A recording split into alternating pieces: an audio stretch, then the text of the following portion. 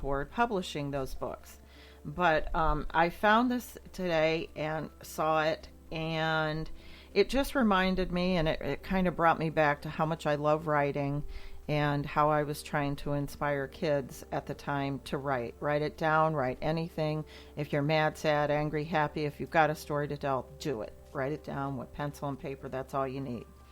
So it's called Aspiring Thoughts for Young Authors. And this is my little message to you as well. If you have a thought, if there's something you want to talk about, and you want to make a note of it, start writing things down with a date. I used to say name and date for history's sake, so date it and get yourself a notebook and start writing down your thoughts. When you write, it gives your thoughts validation. So it goes from something that's spinning around in your head to putting it on paper, and that gives it validation. So it's very therapeutic, and it again validates you as a human being, and as well as giving your thoughts a visual. You put them on paper and then you can see them. So here's a little poem. It's called Aspiring Thoughts for Young Authors. I write because I think I might find out something new about me or you, and all the while a different way to explore things I didn't know before. I might go to a place like the skies of blue, to the navy and black yet sparkled outer space.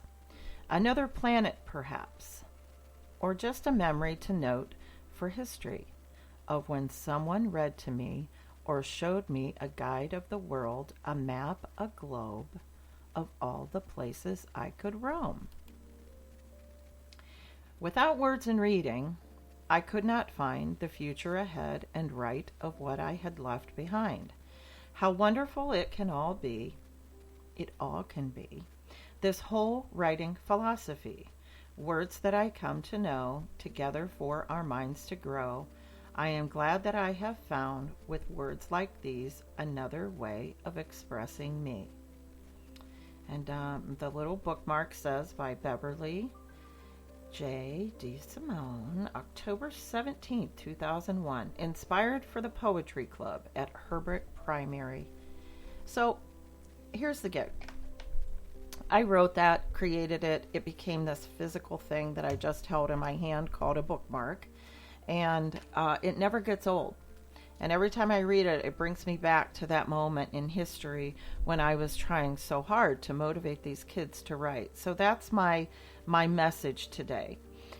Take the few words called I get to and put them in a place where you start thinking and trying to look at life in a different way.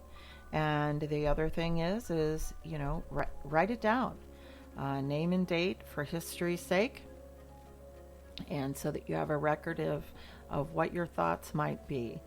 We know that we have diaries that have created histories, books for us to read of thoughts and things like that, so I encourage you to become a part of history. And the only way to do that, or a very good way of doing that, is to absolutely write it down. So thanks so much for listening today. Switching gears here, I want to get ready to say goodbye here. I wish everybody a wonderful Thursday. Remember, I get to do this or that. Courage, that's what we call when we're afraid, and we do it anyway. And if you're feeling lonely, if you're feeling unloved, try not to do that, because guess what? I love you. There's somebody out there that loves you. God does. So do I. Okay? So have a great day. Bev, the Bev D Show, June 6th. Bye.